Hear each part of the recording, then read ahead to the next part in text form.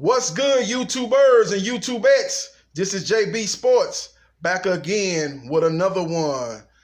Dwight Howard is set to join the LA Lakers. Been bought out by the Memphis Grizzlies. He was owed $5.6 million and Memphis agreed to pay $2.6 of the $5.6 million of his contract.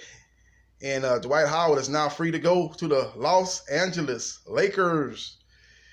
There's been reports said he's met with Lakers officials and Anthony Davis to let them know that he will accept any role the team gives to him. He will be willing to come off the bench and play hard and do his role and don't complain about his role.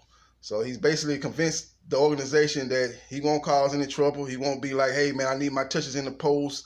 You know, I need to get the ball. I'm not going to just be satisfied with playing defense, rebounding, and blocking shots. You know, like in previous stops with the Lakers, him and Kobe, and with the Rockets, him and James Harden. So he's convinced the team that he's willing to accept that role. So they're gonna bring him in, non-guaranteed contract. So it's a caveat there. If it doesn't work out, they can cut him by before January 7th, and the Lakers won't be on the hook for any money. So they'll be able to just walk away scot-free. So it's going to be up to Dwight Howard to show them that he's committed to winning and he's committed to playing team ball and helping the team compete for a championship. So we'll see how it plays out, man. Dwight Howard, there's no doubt, has a lot of talent, even at the age of 33, coming off injuries to his shoulder.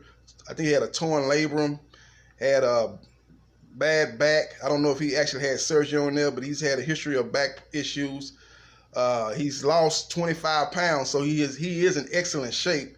So he still got athleticism even at that age. So I think he'll be able to help the Lakers, man. Long as he willing to accept his role, coming off the bench, rebounding, blocking shots, maybe doing a little bit of pick and roll, attacking the rim. He'll be able to get some alley-oops setups from LeBron James and Rajon Rondo. So I can easily see him coming off the bench, man, and putting up some good numbers, maybe around 10 to 12 points a game and 6 to 8 rebounds a game, man. Similar to the numbers he had in Washington last year. It's been a whirlwind career here lately for Dwight Howard. Ever since he left Atlanta as a big-ticket free agent, man, he's been moving around. I think like 5 teams in 6 seasons or something like that. Washington. He's been on a lot of different teams, man. Washington, Charlotte, just moving around, man, here recently, man. So hopefully his career will end on a positive, He has a chance to help LeBron James get his 4th ring and Anthony Davis get his 1st ring, as the Lakers are one of the favorites along with the Los Angeles Clippers to win the championship. I think they're number 2. Well, no, they're number 4 as far as the Vegas odds is. The Vegas odds came out today with teams having the best chance to win the NBA championship. I think they were number 4. Number 1 was the Clippers. Number 2 were the Bucks. Number 3 was the 76ers. And number 4 was the Lakers. So they're right there, man. They're right there, man. Number 2 team in the West as far as the odds go. They're going to have to compete, man, because the West is very deep. You got the Rockets, who I think is going to have a fantastic team, despite people saying they don't think it's going to work out with James Harden and Russell Westbrook. I think they're going to be a very dangerous team. You take Chris Paul away and put a more athletic player and a guy that's going to get you rebounds, assists, a more explosive player that can get to the basket, something that Chris Paul struggled at last year, beating this man and getting to the rim. I think the Rockets are going to be very dangerous, especially with the three-point shooters that they have in the system that they run by Mike D'Antoni. So it's going to be very, very, very interesting, man, to see how these things play out, man. But as far as Dwight Howard goes, man, we'll see how it plays out, man. He's had what they call an enigmatic career. It's been very, very career. But, I'm going to tell you something. He's a Hall of Fame player. As much as much bad publicity he's given, as much as people saying he didn't reach his full potential, as much as people say he didn't take the game seriously, as he has a demeanor on the court where he's always smiling, laughing, and joking, the guy, you look at his numbers, man, the guy is a Hall of Famer. Tracy McGrady made the Hall of Fame, and he didn't live up to expectation in a lot of people's eyes either, and he made the Hall of Fame. You look at what Dwight Howard did, Defensive Player of the Year, 2 times, I think, one in Orlando and then one, I believe, in Houston. He's definitely put up some numbers.